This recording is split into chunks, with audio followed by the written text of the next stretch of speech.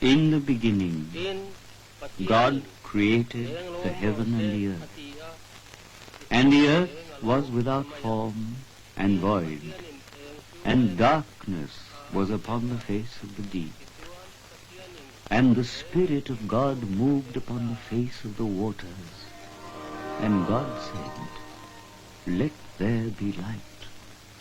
And there was light.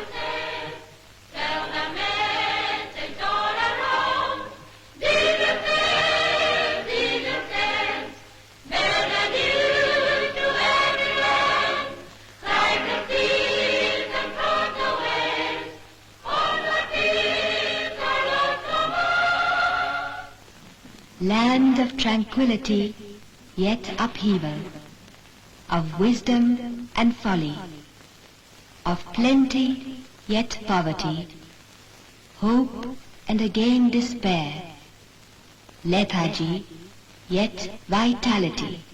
The very name Mizo Hills is alluring and provoking.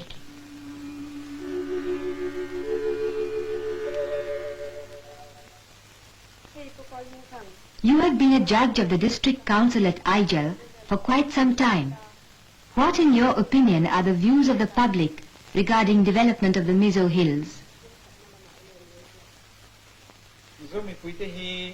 The Mizo people are highly conscious in the matter of development. Since independence, they have been determined to develop economically at an accelerated pace. They want to have better and more schools. They now have better roads too. They have a district council of their own. There is a court, also under the district council. In both the district council and the court, Mizos work as administrators, executives and judges. In both the district council and the court, even the most illiterate persons use their own language. This in itself is a great advance. And the people as a whole are quite happy.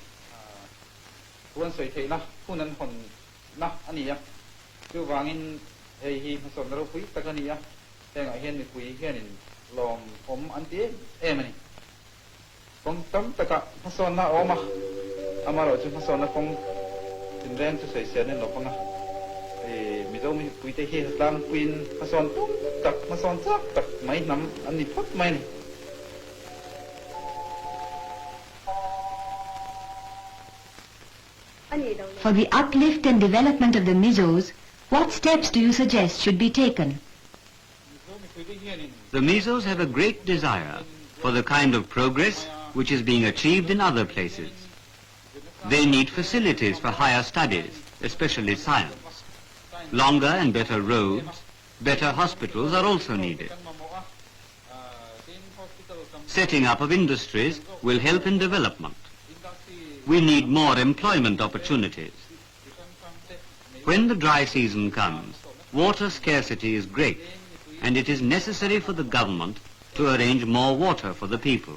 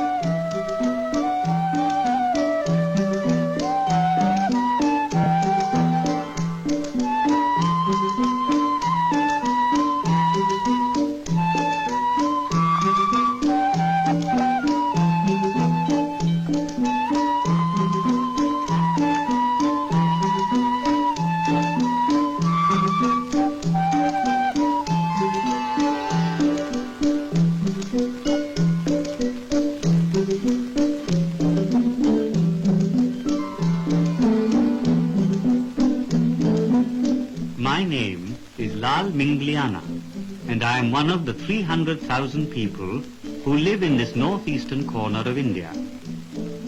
The Mizo Hills, about 8,000 square miles in area, are bounded in the north by the Kachhar district and Manipur, in the east and south by Burma, and in the west by Bangladesh and Tripura. The Mizo Hills are densely forested. The hill ranges, interspersed with deep valleys, are covered with luxuriant vegetation.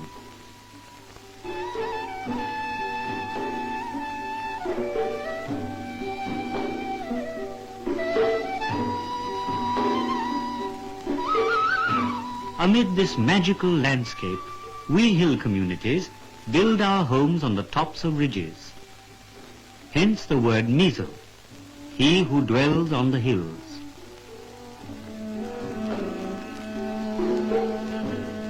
Our rhythm of life is simple and centers around jhum, or shifting cultivation.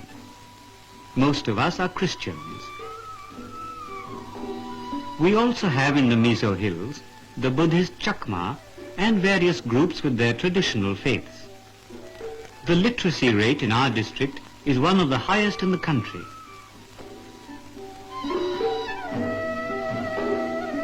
Across this rich tapestry of hills and dales, one can see the interplay of east and west.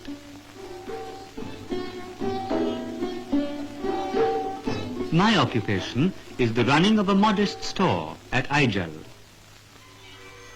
After graduation, love blossomed into marriage. We were blessed with a son.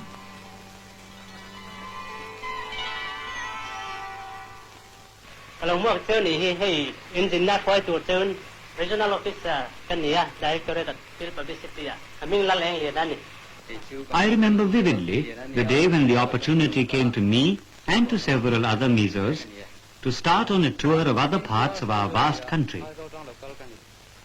The tour was arranged by the Field Publicity Directorate of the Government of India.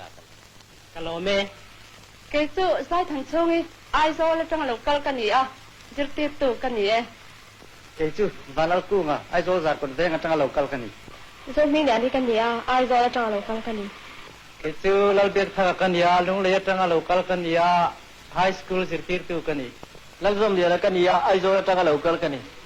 Kaping tu artinga lalam solipa lungle tanga local kan ni. Ramai kan ya sarang tanga local kan ni. Pero kuma lungle tanga local kan ni ya. Second Christian High School tu kan. Ke tu aizo college lecturer kan ya kaping tu Peterlian ya ani. Begin thai kan ya aizo la high school tu kan ni. I am Nuri Ralte, a teacher at a mission school in Aijal.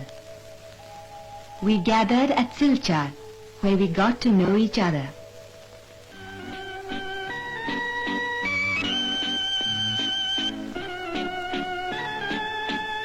The thrill of anticipation and the excitement of the trip had begun. Emplaning was like a dream, for almost all of us were entering an aircraft for the first time. We were proud and grateful to have this opportunity. Our hearts rejoiced in thanksgiving, glorifying God who had made it possible for us to see more of the world He created.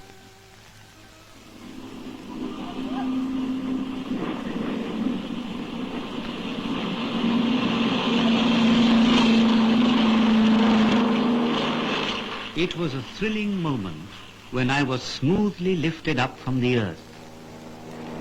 The universe of space embraced me, swallowed me up. But my thoughts drifted back home.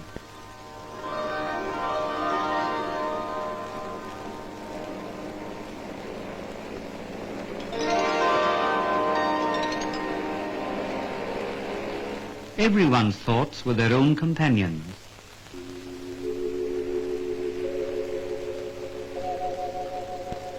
Upon the fertile loom of thought, we wove our fancies.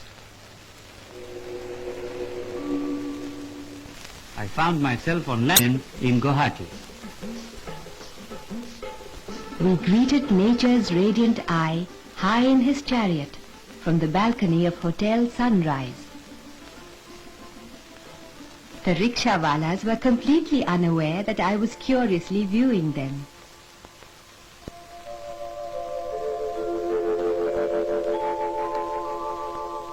In the Mizo Hills, water is a precious commodity during winter, so scarce that it must be conserved with care.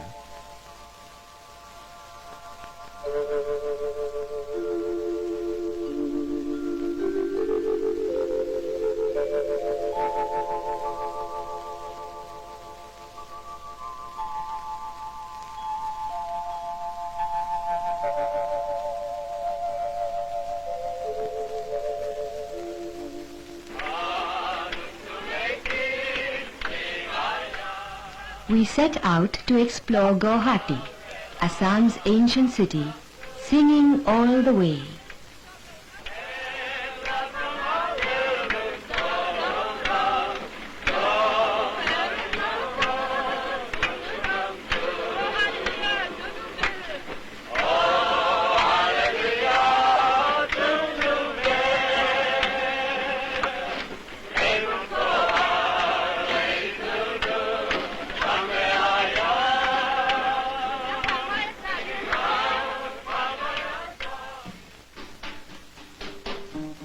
Our exploration brought us to Guwahati's well-known zoo.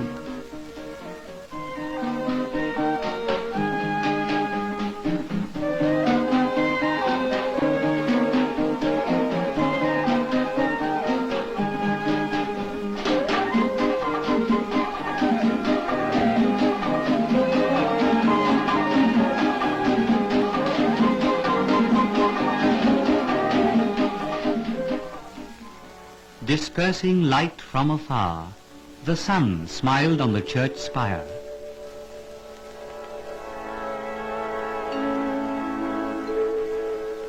We met in congregation for prayer. Each did not pray for himself alone. Jesus Christ wished each to pray for all, since he in his single person had suffered for all.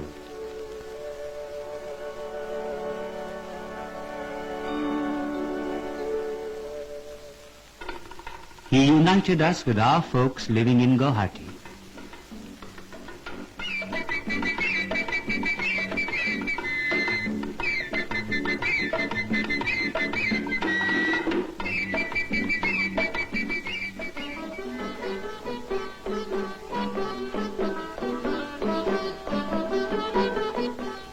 We were now on the road to Darjeeling, the queen of hill stations. The road proceeded up a steep, barren hill in a series of hairpin bends.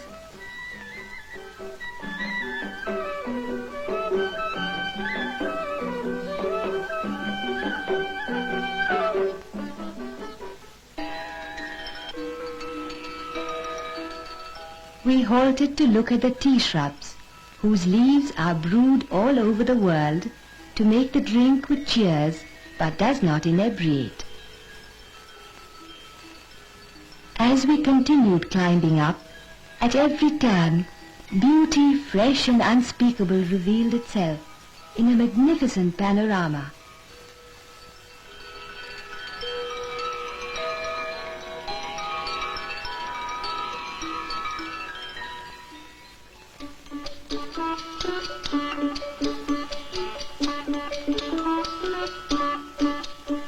We arrived at the foot of the Himalayas at an elevation of 7,000 feet.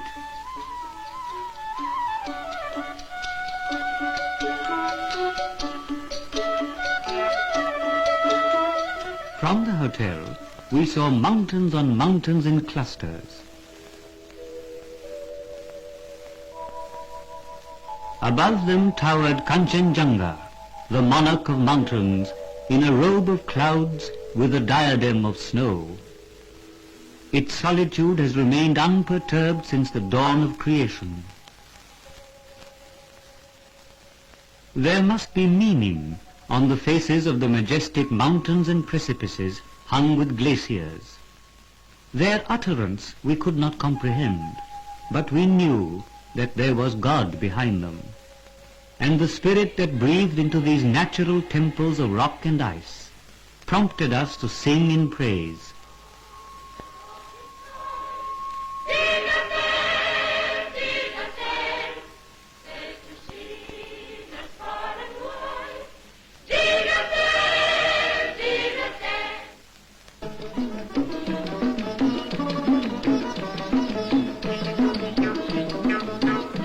When we went to the Mountaineering Institute, we were welcomed by the Sherpa hero of Everest, Tenzing Norgay.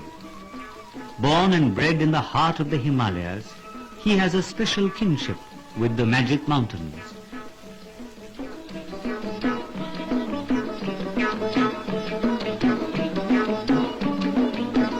We met others like him in the school of stern but voluntary discipline, which is the essence of serious mountaineering.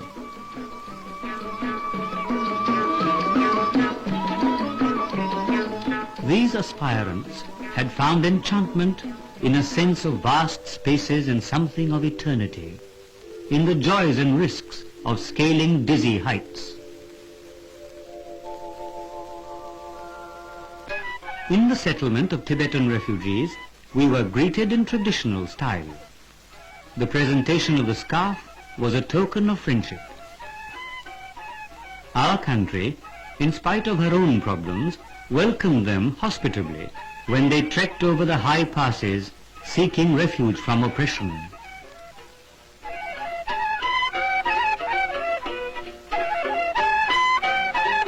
Today they are self-supporting. They export the products of their weaving, spinning and carpet making.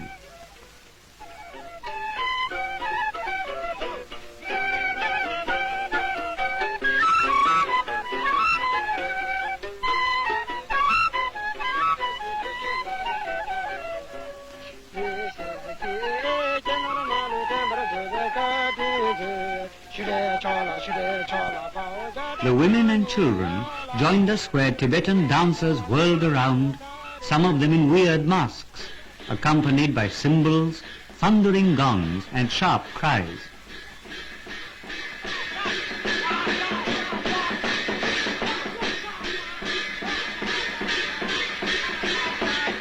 I drank rice beer, akin to our own zoo.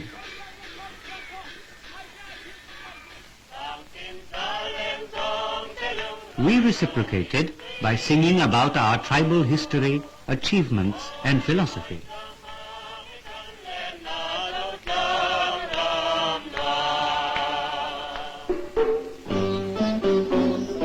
Sadly leaving our friends behind, we proceeded to Kurseong, the land of the white orchid.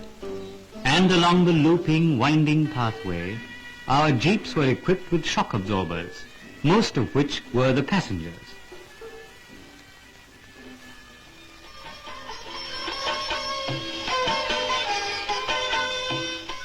At the All India radio station, the artists entertained us with sweet Nepali music.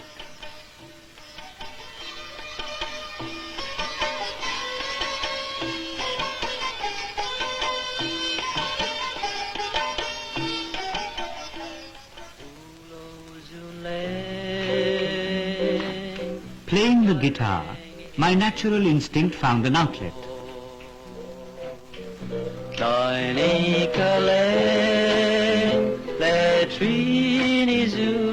We Mizos love music for the memories, the tender feelings it can stir at a touch.